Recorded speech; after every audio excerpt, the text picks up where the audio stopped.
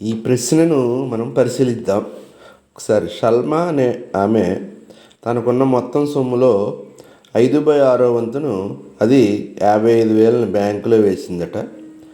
అయితే తన వద్ద ఉన్నటువంటి మొత్తం సొమ్ము ఎంత అనేది క్వశ్చన్ ఇక్కడ. దీన్ని మొత్తం సొమ్ము కనుక్కోవాలి కాబట్టి మొత్తం సొమ్ముని ఎక్స్ అనుకోండి.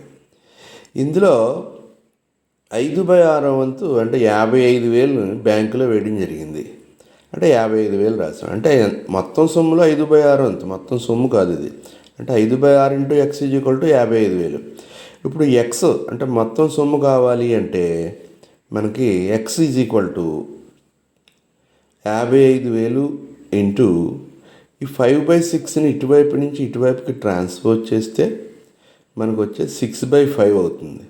5 ఇందులో క్యాన్సిల్ చేసుకుంటే 11,000 టైమ్స్ 11,000 ఇంటూ 6 66,000 అనేది దీని ఆన్సర్ అవుతుంది. అంటే బ్యాంకులో ఉన్న సొమ్ము 66,000 అవుతుంది.